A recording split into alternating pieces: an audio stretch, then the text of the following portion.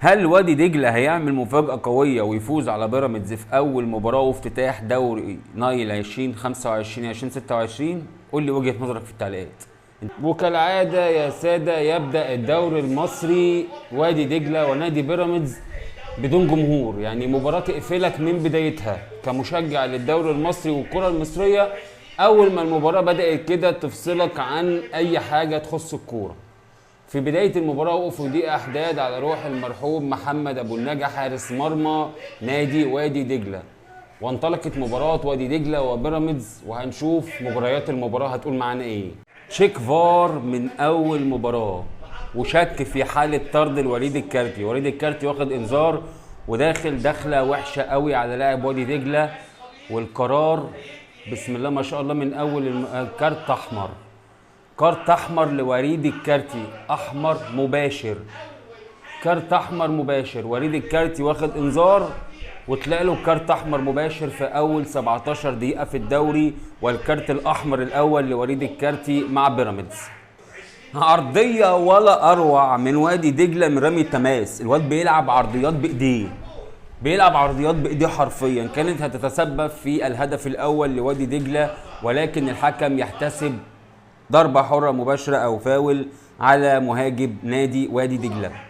أنا شايف سيطرة كبيرة جدا من لاعبي وادي دجلة من بعد طرد وليد الكارتي في الدقيقة 17. من الدقيقة 17 ونادي بيراميدز بيلعب ناقص لاعب بطرد وليد الكارتي في الدقيقة 17، وأنا شايف من ساعتها إن في استحواذ كبير قوي للاعيبة وادي دجلة على المباراة، وكان هيحصل هدف دلوقتي بس الحكم حسب فاول لأن كان في بلوك معمول على محمد الشناوي.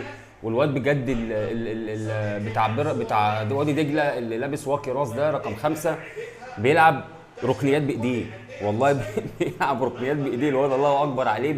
مش تماس ده خالص، مش ده، الواد لعب التماس جوه المرمى، جوه المرمى حرفيا. انتهى الشوط الاول بنتيجه 0-0، تعادل سلبي بين الفريقين وادي دجله وبيراميدز. استحواذ كامل لنادي وادي دجله بسبب طرد وليد الكارتي.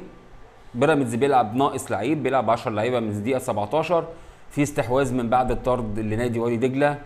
هنشوف ان شاء الله مجريات الشوط الثاني هتوصلنا لفين، وننتظر ونشوف الدنيا هتمشي ازاي. تساوت الروس في مباراه وادي دجله وبيراميدز. كارت احمر لمحمود طلعت، خد انذار من اعتراض، وبعدها بدقيقه ونص دقيقتين خد الانذار الثاني والكارت الاحمر، عشان يبقى بيلعب ب 10 لاعبين وبيراميدز بيلعب ب 10 لاعبين، وكارتين حمر في اول لقاء في الدوري المصري. كارتين حمر في اول لقاء في الدوري المصري، ودلوقتي بنلعب في الدقيقه 65 ودخلنا في الدقيقه 66 اهو. التعادل السلبي 0-0 في اولى مباراه الدوري المصري وافتتاح الدوري المصري. وتنتهي مباراه بيراميدز ووادي دجله بنتيجه 0-0. اول مباراه افتتاح دوري نايل 2025 26 بنتيجه 0-0 ما بين وادي دجله وبيراميدز. يبقى المباراه النهارده عباره عن استحواذ لنادي وادي دجله بنسبه 60% ل 40%. تاني حاجه كارتين حمر، تالت حاجه صفرين، رابع حاجه ربنا يعيننا على اللي جاي. ربنا يعيننا على اللي جاي حرفيا. الامل بقى في المباراتين الجايين، مباراه المصري مع الاتحاد السكندري ومباراه سيراميكا مع الزمالك، ان شاء الله يكون فيهم اهداف يفتحوا نفسنا شويه عن باقي الدوري.